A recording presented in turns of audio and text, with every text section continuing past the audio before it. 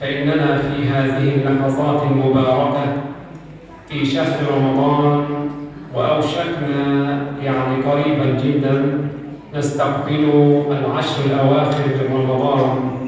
والنبي صلى الله عليه وسلم أخبرنا عن فضائل هذا الشهر العظيم، وخاصة هذه العشر الأواخر من رمضان. فقال النبي صلى الله عليه وسلم عن عائشة رضي الله عنها قالت: كان النبي صلى الله عليه وسلم إذا دخل العشر الأواخر من رمضان أحيا ليله وشد مئزره صلى الله عليه وسلم.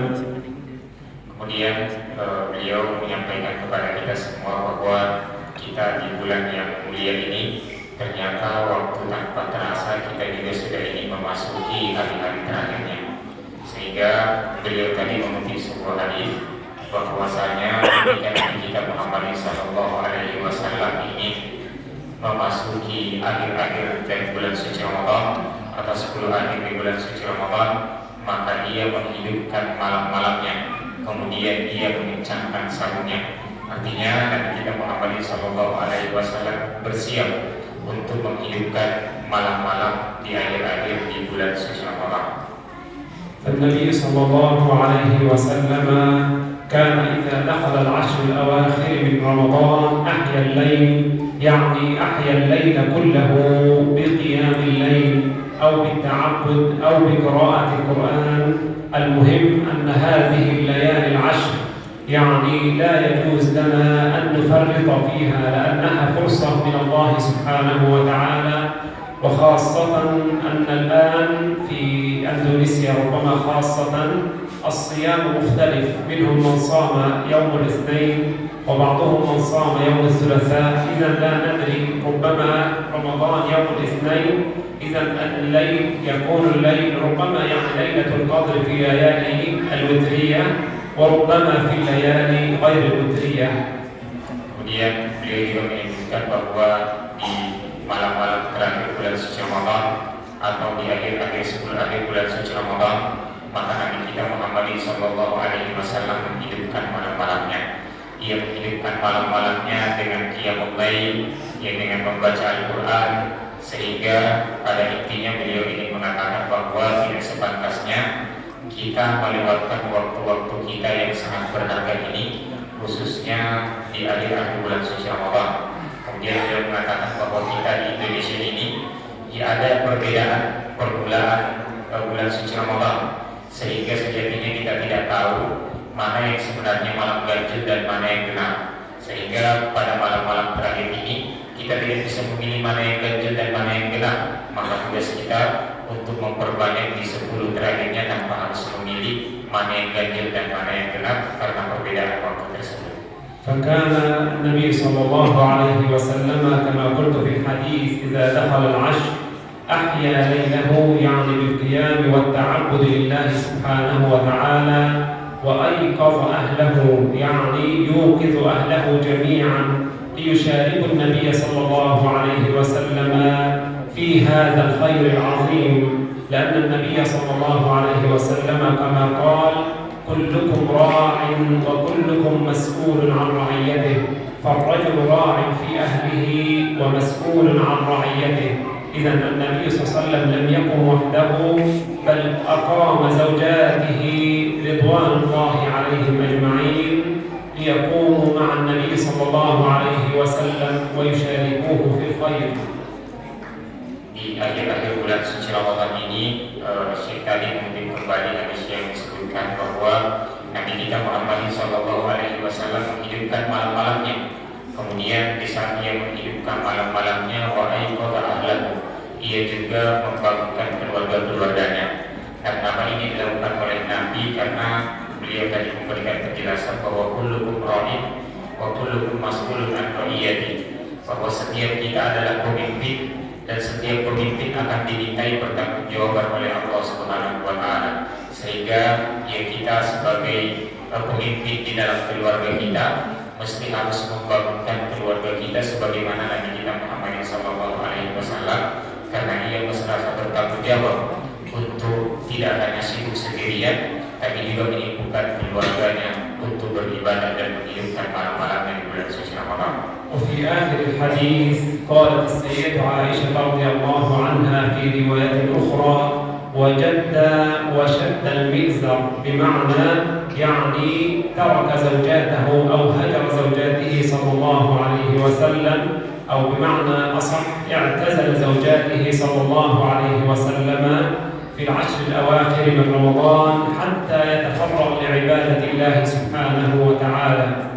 Kemudian di dalam lanjutan hadis yang saya sebutkan bahwa di akhir-akhir atau di 10 akhir bulan suci Ramadan, Nabi kita Muhammad sallallahu alaihi wasallam mengencangkan sahurnya. Artinya beliau tidak mendekati istrinya atau tidak menggauli istrinya pada malam-malam tersebut, tapi ia fokuskan untuk ia bangunkan, kemudian ia sibukkan untuk beribadah, dan masing-masing sibuk untuk beribadah pada malam-malam terakhir bulan suci Ramadan tersebut. وهذا النبي صلى الله عليه وسلم من رحمته ومن رحمة الإسلام بنا أنه علمنا كل شيء ودلنا على كل شيء، لأن كل شيء في الإسلام فهو خير لنا في الدنيا وفي الآخرة. Dan Nabi kita Muhammad sallallahu alaihi wasallam juga telah mengajarkan bagi kita semua. Artinya Nabi kita adalah rahmat yang diutus oleh Allah Subhanahu wa taala untuk mengajarkan kepada kita ilmu pengetahuan sebagai petunjuk bagi kita. Karena tadi saya menyebutkan bahwa segala sesuatu yang datang dari syariat ini yang diajarkan oleh Nabi kita Muhammad sallallahu alaihi wasallam itu segalanya adalah untuk manfaat dunia dan akhirat kita. يكفي أن في هذه العشر الأواخر من رمضان ليلة هي خير من 1000 شهر، والنبي صلى الله عليه وسلم يعني ذكر لنا أحاديث كثيرة تحثنا على فضل هذه الليلة المباركة، وكذلك في القرآن أكثر من سورة ذكرت لنا هذه الليلة المباركة، ومنها قول الله سبحانه وتعالى في سورة الدخان: إنا أنزلناه في ليلة مباركة إنا كنا منذرين فيها يفرق كل أمر حكيم. ومعنى هذه الآيات أن الله عز وجل كما قال المفسرون يفرق، يعني الله عز وجل يكتب الأرزاق في العام القادم في كل شيء، يعني من أراد أولاد، من أراد مالا، من أراد أن يستمر في دراسته وينجح ويفوز في كل أموره دنيا وأخرى، فكل شيء يكتب في هذه الليلة في ليلة القدر. فمن لم يدرك ليلة القدر فقد خسر خسرانا مبينا ليس للآخرة وفقط إنما للدنيا قبل الآخرة. Kemudian beliau tadi menjelaskan tentang pentingnya satu malam yang kita kenal dengan malam Lailatul Qadar, bahwa malam Lailatul Qadar ini beliau tadi memberikan sebuah ayat di dalam surah Al-Fatihah bahwa sesungguhnya kami menurunkan pada satu malam yang penuh dengan keberkahan. Kemudian kami mengingatkan atau kami turun pada malam hari itu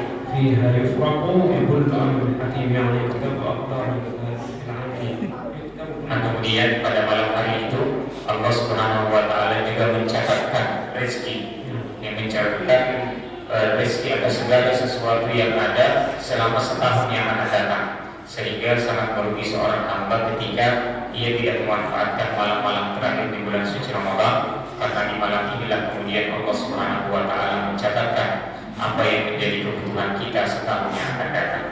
لذلك الله عز وجل أيضا ذكر سورة كاملة وأسماها سورة القدر، سورة كاملة باسم هذه الليلة وذلك لعظمها. والله عز وجل قال فيها: إنا أنزلناه في ليلة القدر وما أدراك ما ليلة القدر ليلة القدر خير من 1000 شهر. والله عز وجل إذا أقسم بشيء في القرآن فهذا دليل على عظم هذا الشيء، فقال: وما أدراك، هذا قسم من الله عز وجل وهذا دليل على عظم هذه الليلة.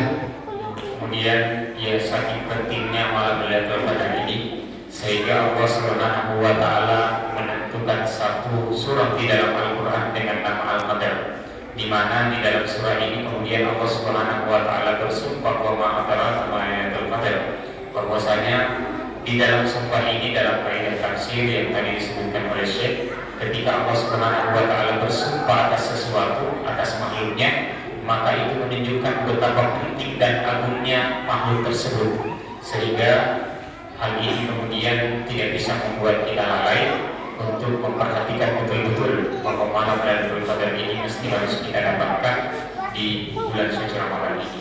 فالله عز وجل أيضا قال ليلة القدر خير من 1000 شهر، يعني خير من عبادة أكثر من 83 سنة.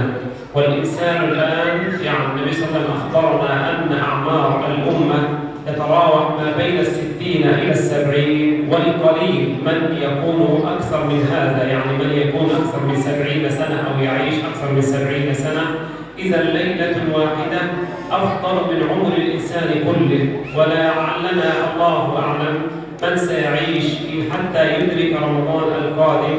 إذا فلنغتنم هذه العشر الأواخر من شهر رمضان المبارك، إما بالقراءة القرآن أو بالذكر، المهم نكون في طاعة لله تبارك وتعالى. فالله عز وجل إذا اطلع على قلوبنا ورأى منا خيرا ونية خير وفقنا بإذنه إن شاء الله لكل خير. Kemudian ya, beliau menyebutkan sebuah ayat tadi bahwasanya malam Lailatul Qadar itu lebih baik dari 1000 bulan. Maka beliau mengingatkan kepada kita bahwa kisaran umur manusia itu hanya di kisaran umur seseorang itu hanya di kisaran 60 tahun saja. Kemudian hanya sedikit yang melewatinya, sehingga dari sini kemudian untuk bisa mendapatkan amal-amal yang sangat banyak, tentu kita mesti harus mendapatkan satu malam yang lebih baik dari 1000 bulan, karena kita tidak mampu atau umur kita sangatlah terbatas. Sehingga melihat dari keutamaan malam ini, maka kita mesti harus bersungguh-sungguh atau berupaya untuk menghidupkan malam-malam kita dengan ibadah, menghidupkan malam-malam kita dengan membaca Al-Quran, agar supaya kita tercatat atau ibadah kita tercatat pada malam hari itu sebagai ibadah yang kita lakukan selama 1000 bulan lamanya. ربما الكثير يقول لا أستطيع أن أصلي طول الليل. أنا لا أقول صلي طول الليل، بل قسم الليل، يعني ربما قليل من الصلاة، يعني ممكن ساعة صلاة، واجلس واقرأ القرآن وغير اذكر الله عز وجل، اعمل يعني تعمل جدول للصلاة على النبي صلى الله عليه وسلم.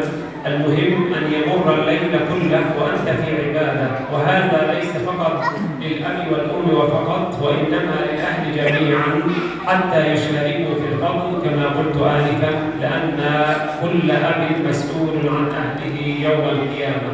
Jadi beliau memberikan penekanan bahwa kita mesti harus memperbanyak ibadah pada malam-malam tersebut. Namun beliau tidak mengatakan bahwa bukan berarti kita mesti harus melaksanakan sholat sepanjang malam yang ada. Akan tetapi ya kita mesti harus membuat jadwal. Kita gunakan untuk melaksanakan sholat, kita gunakan untuk kita bagi untuk membaca Al-Quran dan ibadah-ibadah yang lain. Dan yang paling penting, beliau mengatakan bahwasanya setiap malam yang kita lewati itu mesti harus kita hidupkan dengan ibadah, tanpa kita harus melewati ada satu di antara ibadah atau ada satu di antara malam yang kita lewatkan. Kemudian beliau mengatakan kembali bahwa tanggung jawab ibadah ini tidak hanya bagi bapak dan ibunya saja, tapi bagi seluruh keluarga atau bagi seluruh anggota keluarga itu mesti diajak untuk menghidupkan malam-malam di bulan suci Ramadan tersebut. يعني ربما كثير منا يعني من الحاضرين ربما لم يقرأ القرآن حتى الآن، أو ممكن بدأ في القرآن قليلا جزء فقط أو جزئين، وربما البعض لم يبدأ. فهذه فرصة، هذه العشر الأواخر كل يوم 3 أجزاء، يعني 3 أجزاء ممكن ساعة بالضبط أو أقل، يعني إذا كان غير ماهر في القراءة نقول 2 ساعتين، والساعتين هذا شيء قليل، لأن الإنسان لابد أن يتفرغ لطاعة الله عز وجل في هذه الأيام المباركة، فيستطيع أن يختم القرآن كاملا في هذه العشر الأواخر إن شاء الله. Kemudian beliau memberikan penjelasan bahwa barangkali ada di antara kita yang pernah terluput di malam-malam sebelumnya untuk membaca Al-Quran. Kita sempat terlewatkan atau kita sempat tersibukkan sehingga kita sangat minim qiraah atau bacaan-bacaan Al-Quran kita. Sehingga pada malam-malam sebelum terakhir bulan suci Ramadan, kita mesti harus menutupi apa yang telah lalu. Kita mesti harus memperbanyak bacaan-bacaan kita yang telah lalu. Barangkali kita membaca 3 juz setiap malamnya, maka pada 10 terakhir di bulan suci Ramadan ini kita bisa menghatamkan bacaan-bacaan kita dengan memperbanyak malam-malam di bulan suci Ramadan tersebut. والأمران الآخران نختم بهما إن شاء الله ألا وهما الخشوع في الصلاة. يعني ربما كثير من الناس يصلي 20 ركعة و50 ركعة، وآخر يصلي ركعتين فقط أو 4 ركعات، والركعتين أفضل من 100 ركعة، لأن الفرق بينهما هذا خشع في صلاته وهذا يصلي وكأنه يؤدي حركات فقط. إذن الصلاة ليس بالكم وإنما بالكيف، يعني كيف صلى الإنسان لله عز وجل بخشوع كما أمر الله وأمر رسوله صلى الله عليه وسلم. Kemudian ada 2 hal yang beliau ingatkan, kaitannya tentang sholat. Yang pertama, beliau ingin mengingatkan kita tentang pentingnya sholat, pelaksanaan sholat tersebut dengan khusyuk. Bahkan beliau tadi memberikan perbandingan, ada orang yang kemudian melaksanakan sholat dengan jumlah rakaat yang sangat banyak, namun ternyata ada juga yang melaksanakan jumlah rakaatnya sedikit, namun itu sangatlah berkualitas dengan khusyukan. Sehingga beliau mengatakan bahwa sholat itu bukan banyaknya saja yang dilihat, akan tetapi bagaimana cara melaksanakannya.